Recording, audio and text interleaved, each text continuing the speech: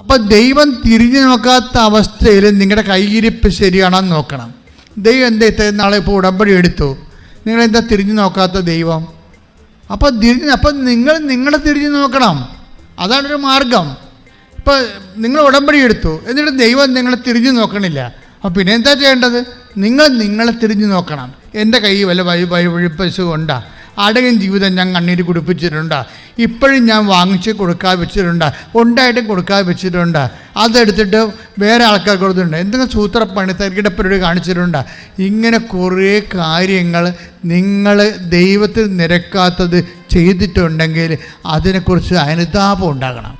അനുതാപം ഉണ്ടായിട്ട് അങ്ങനെയുള്ള കയ്യാങ്കളികളെല്ലാം സ്റ്റോപ്പ് ചെയ്തിട്ട് മാപ്പ് ചോദിക്കണം. കർത്താവിൻ്റെ പ്രാർത്ഥിക്കുക, കർത്താവായ ദൈവമേ, എൻ്റെ ഉടമ്പടി സ്വീകാര്യമാകാൻ വേണ്ടി എൻ്റെ ഹൃദയത്തെ നീ തകർക്കണമേ. തകർന്ന ഹൃദയത്തിന്റെ കാഴ്ചകളാണ് നീ സ്വീകരിക്കണമെന്ന് സുവിശേഷത്തിന്റെ വെളിപ്പാടിലൂടെ ഞാൻ തിരിച്ചറിഞ്ഞ് പ്രാർത്ഥിക്കുന്നു. കർത്താവേ, അനുതാപത്താൽ എന്നെ അഭിഷേകം ചെയ്യണം. ശ്രുതികട്ടെ ഹല്ലേലൂയ.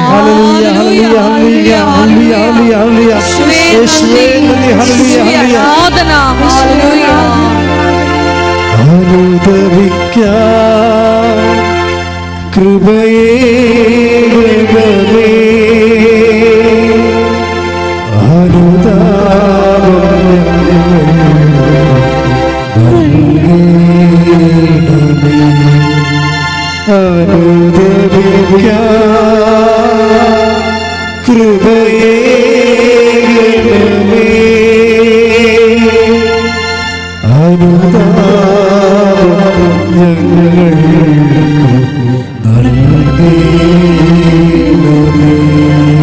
പരിശുദ്ധ പരമദിവ്യകാരുണ്യത്തിന്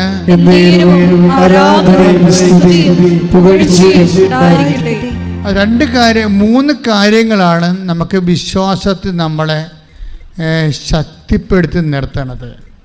കാര്യം വിശ്വാസം എല്ലാവർക്കും വിശ്വാസം തളർന്നു പോകുന്നതിൻ്റെ കാരണം പ്രാർത്ഥന മാത്രം വിശ്വാസം ഉയർത്താൻ വേണ്ടി ഉപയോഗിച്ചിട്ടാണ്. ചില കാര്യം വിശ്വാസത്തിന് അങ്ങനെ ഒരു കുഴപ്പമുണ്ട്.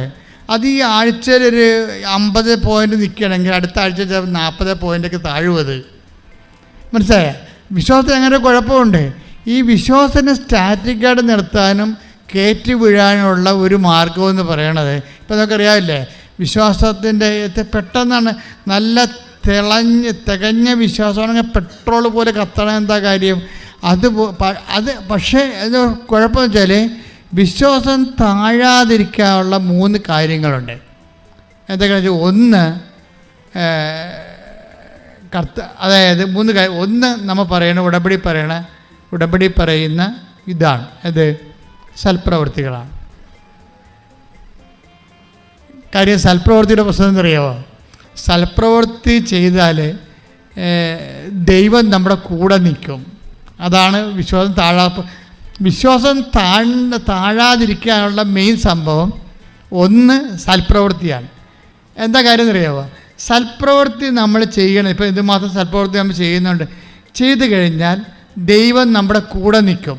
ദൈവം നമ്മുടെ കൂടെ നിന്ന് ആ വിശ്വാസം താഴുക ഇല്ല. ഇപ്പം നമ്മൾ തോബിത്ത് 12:12 എടുത്തേ. തോബിത്ത് 12:12 ശ്രുതിക്കട്ടെ. ഹല്ലേലൂയ.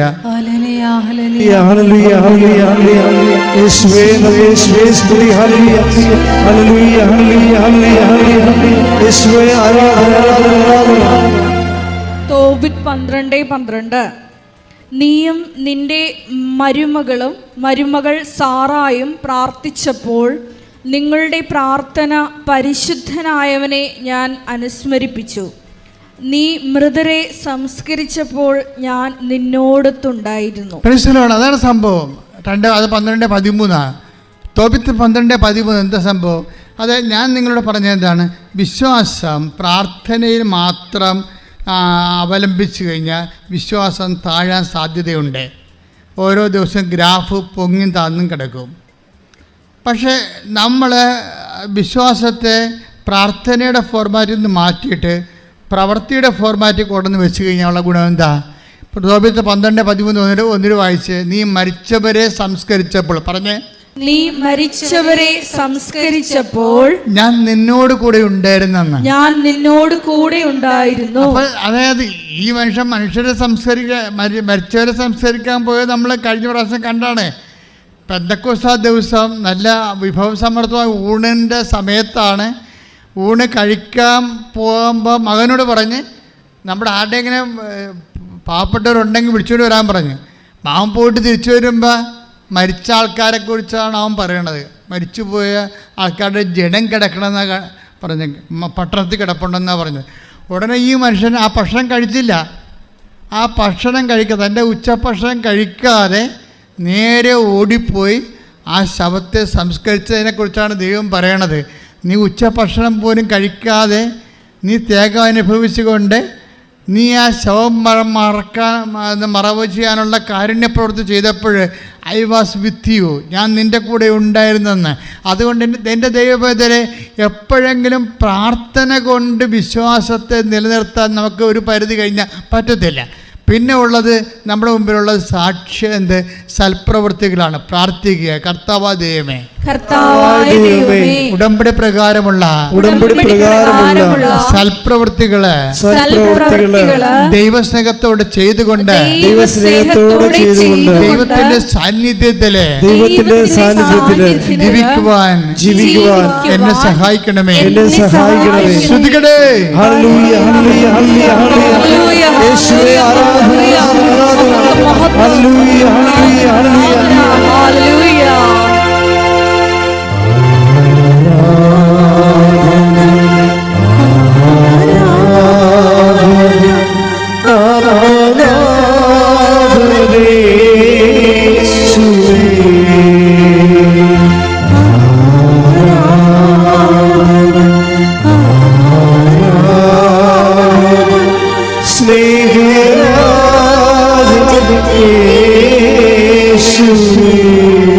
ആരാധന ശ്രുതികട്ടെ.